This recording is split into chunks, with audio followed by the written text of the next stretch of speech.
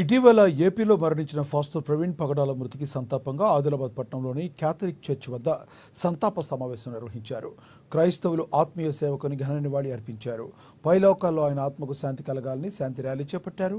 We want justice అంటూ ప్లకార్డులు పట్టుకుని నినదించారు. ఫాస్టర్లపై క్రైస్తవులపై దాడులను ఖండిస్తున్నామన్నారు. ఆయన ఆత్మశాంతికై ప్రత్యేక ప్రార్థనలు చేశారు. సంఘీభావాన్ని మేము తెలియజేస్తూ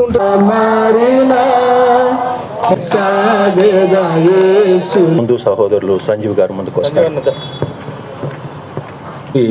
నేటితో లేదా ఇవాళే మొదలైనవేం కాదు. ప్రియులారా కూడా ప్రభు వైపు చూస్తూ ఉన్నది.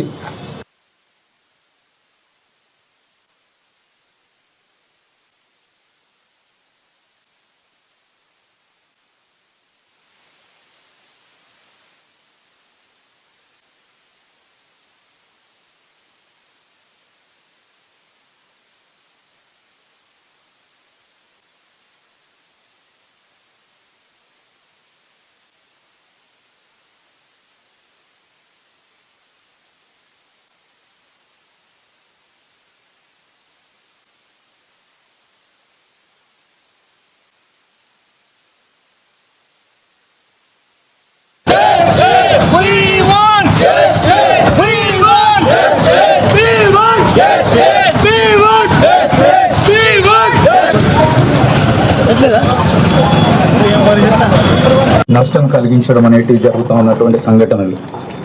మరి ఈ ఒక డికేడ్లో భారతదేశం లోపల మరి మైనారిటీస్కి ఒక సెకండరీ ట్రీట్మెంట్ అనేది ఇస్తున్నట్టుగా భావించడం అనేది జరుగుతూ ఉన్నది. మనమందరం కూడా అంటే ఏ మతం వారు అయినప్పటికీ కూడా భారతదేశంలో అందరం సెక్యులర్ ఫ్యాబ్రిక్లో జీవిస్తున్నటువంటి సందర్భం లోపల కక్ష కట్టుకొని ఒక మతమునకు చెందినటువంటి పాస్టర్స్ని కానివ్వండి, రెవరెంట్స్ని, ఇంకా దైవజనులు, ఇవాంజలిస్ట్ని, మరి క్రైస్తవ సమాజంలో ఉన్నటువంటి బిడ్డలపై, మందిరాలపై జరుగుతున్నటువంటి దాడులు ఒక డికేడ్ నుంచి చాలా పెరిగిపోయినాయి. మరి చాలా సందర్భాల లోపల మన నాయకులు, రాష్ట్ర నాయకులు కానివ్వండి, దేశంలో ఉన్నటువంటి మన నేషనల్ లీడర్స్ కూడా ప్రభుత్వం దృష్టికి ఇటువంటి విషయాలను తీసుకెళ్తూ ఉంటున్నారు. కానీ మరి సరి అయినటువంటి నివారణ చర్యలు అనేటివి చేపట్టడం అనేది జరుగుతలేదు. మరి ఈ సందర్భం లోపల ప్రవీణ్ గారిపై దాడి జరగడం అనేది మనము ఆల్రెడీ అనుభవిస్తున్నటువంటి నష్టకరమైనటువంటి పరిస్థితులకు ఇంకా దానికి ఇంకా ఫీల్ని యాడ్ చేసినట్టు అయిపోయింది. మరి సహోదరుడు చేసినటువంటి పరిచర్య సమస్తము భారతదేశంలో ఇంటర్నేషనల్లీ కూడా తనకు చాలా అక్లెయిమ్స్ ఉన్నాయి.